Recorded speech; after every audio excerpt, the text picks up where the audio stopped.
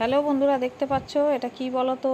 এটা সুন্দর একটা ডালের রেসিপি করেছি আজকে। আমিও মোবাইলে দেখে করেছি। তো চলো কিভাবে করেছি তোমাদের সঙ্গে শেয়ার করি। আমি একটা কাঁচা লঙ্কা দিয়ে সাজিয়েছি, একটু ঘি দিয়ে দিলাম। তো চলো, আজকে দিনে তরকারি করেছিলাম কিন্তু তরকারি অনেকটাই কম ছিল।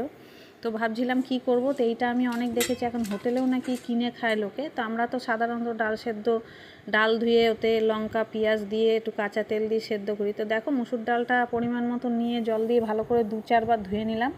তার মধ্যে একটা বড় সাইজের পেঁয়াজ ধুয়ে কুচিয়ে নিয়েছি, একটা বড় দুটো টমেটো নিয়েছি ধুয়ে কুচিয়ে, একটুখানি রসুন কুচি করে নিয়েছি। তোমরা চাইলে থেতে করেও দিতে পারো, যে যেমন ঝাল খাবে। আমি 5-6টা কাঁচা লঙ্কা ধুয়ে কুচিয়ে নিয়েছি, একটু নুন আর হলুদ নিয়ে নিয়েছি।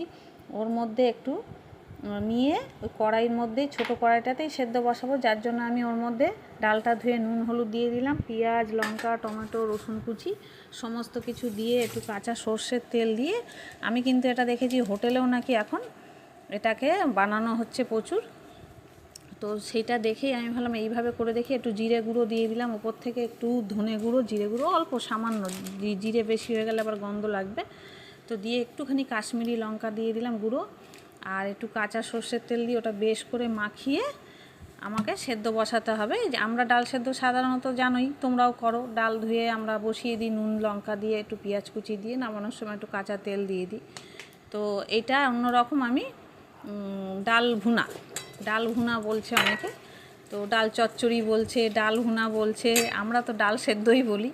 তো দেখো, সমস্ত কিছু দিয়ে ভালো করে এক হাতে, যেহেতু মোবাইল ধরেছি, এক হাতে ভালো করে মেখে নিলাম।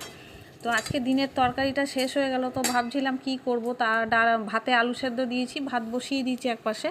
তো আমার ইচ্ছে হলো এই ডাল চচ্চড়িটা করে দেখি। তো সব কিছু মেখে, দেখতেই পাচ্ছ, নুনটা পরিমাণ মতন দেবে, যতটুকু ডাল আর যেমন ঝাল খাবে কাঁচা লঙ্কাটা সেই পরিমাণেই দেবে। তো আমরা একটু ঝাল ঝাল খাই, তো জল দিয়ে, দেখো অল্প জল দিয়ে একদম মাখা মাখা সেদ্ধ হবে, বেশি জল কিন্তু লাগবে না। তো আমি ঢেকে বসিয়ে দিলাম হালকা আঁচে। আর ওপাশে তো আবার ভাত হচ্ছে, 2টো আলু সেদ্ধ দিয়ে দিয়েছি, নাবিয়ে মেখে নিলেই আমার আজকে রাতের মেনু হয়ে যাবে। তো দেখো, পরিমাণ মতন জল দিয়েছি, একদম শুকনো হয়ে গেছে। তো আমি খুলে নিয়ে আস্তে করে ওটা উল্টে দেবো আবার ডালটা। দেখো, অল্প একটু জল আছে, এটা আর একটু ঢেকে দিলে আমার ডালটা পুরো শুকনো হয়ে যাবে, ডাল চচ্চড়ি হয়ে গেল।